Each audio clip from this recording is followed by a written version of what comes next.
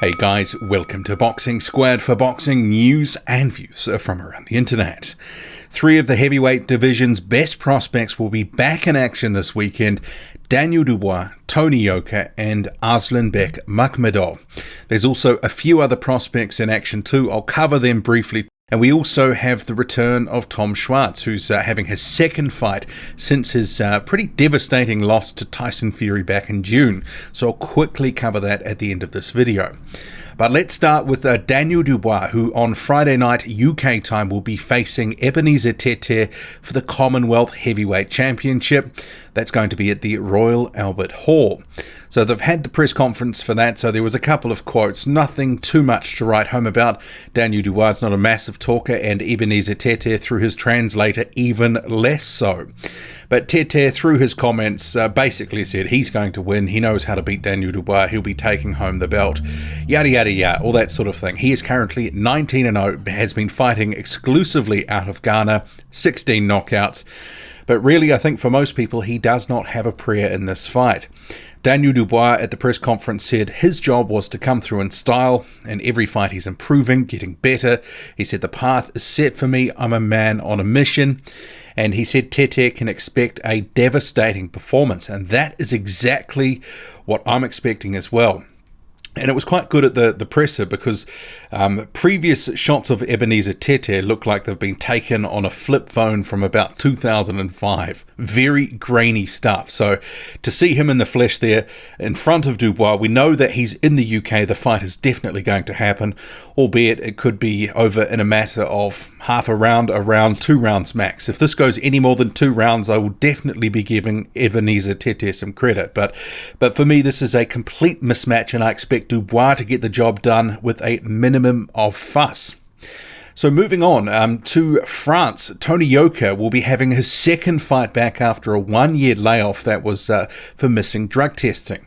So he fought Alexander Dimitrenko, back in June or July I think it was, towards the back end there. He is now in against the German Michael Wallisch. And Wallisch, he recently fought Raphael Ajagba in a losing effort. He did let his hands go a bit in that fight, caught Ajagba a couple of times, but I think the result for this one, like the Ajagba fight, will eventually be Michael Wallisch getting knocked out, probably inside 4 or 5 rounds. I think he will put up a little bit of resistance, but at this point in his career, Wallisch just seems to be trading on his record. He's got a couple of losses now, and for the next couple of years, I think we'll end up seeing Wallisch, sort of like Alexander Dimitrenko to some extent, selling his reasonably decent record, which is currently 20-2, to up-and-coming prospects who can put him on their record as they look to climb up in the division. Wallisch's role looks to be some sort of low-level gatekeeper at this point. You know, for guys, top prospects that are sort of under 10 fights, of which Tony Yoka is one. 6 fights, 5 KOs. I think he does stop Wallisch probably inside 4 or 5 rounds here. Also, we have the hulking Russian Aslanbek Makhmudov. He will be back in the ring. He's currently 8-0.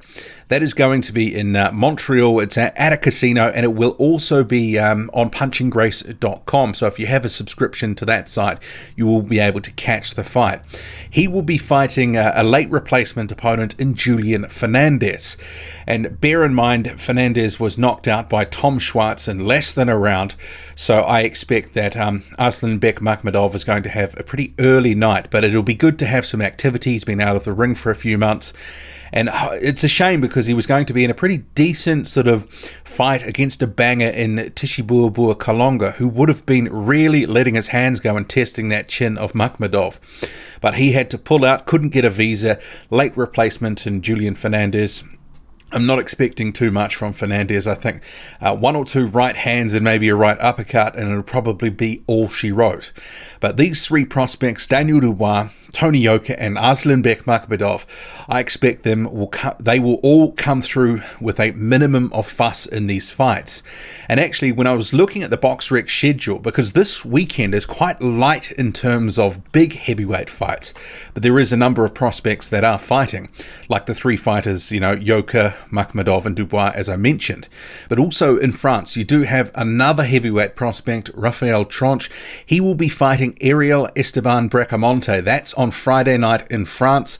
And you may recall, Bracamonte gave Dave Allen a very good fight. So he's in with a good puncher in Raphael Tronche, who's currently 12-0. Tronche is kind of in the shadow of Tony Yoka at this point. Yoka is the heir apparent to take over the French scene and sort of make waves at world level. But Tronche, he's got some talent, he's got some power, and he can be in some good fights. So I would expect this one with Bracamonte will be a bit of a war.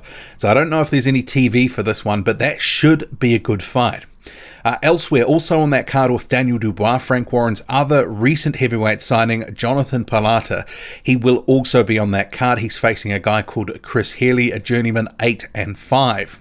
Elsewhere in Uzbekistan, the prospect Bakhodir Jalolov, who's just been in the Amateur World Championships and medaled there, he will be back in the ring on Sunday in Uzbekistan facing an opponent yet to be named, or at least yet to be put up on BoxRec. So there was some controversy about Jalolov dropping back down to the amateurs, and obviously he medaled. He knocked out Richard Torres in brutal fashion. He's coming back up to the pros. This will be his 7th fight, and that will be in Uzbekistan. So probably going to be no one good, but he certainly is a talent, 6'7", can move, and obviously dominating at the World Championships.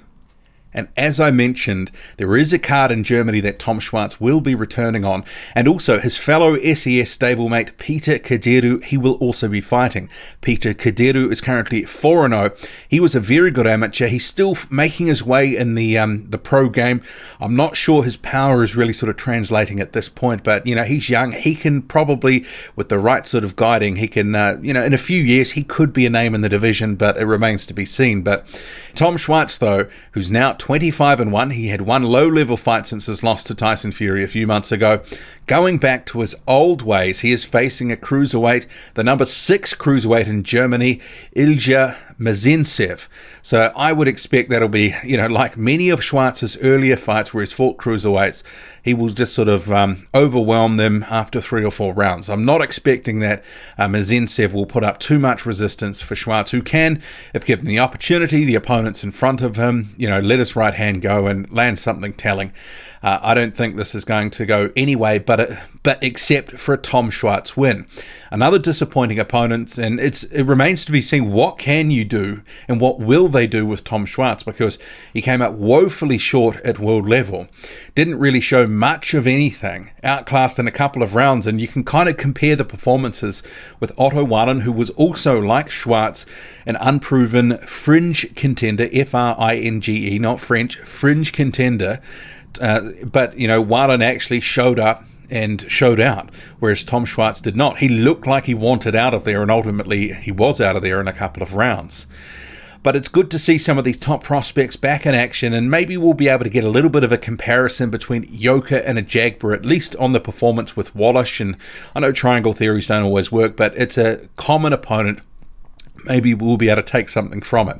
And I expect Daniel Dubois, we will be calling him the Commonwealth champion after this Friday night. What do you make of it all? Drop a comment, loud and often. Hit like, hit subscribe. Follow me on Twitter, boxing_squared. I'm out.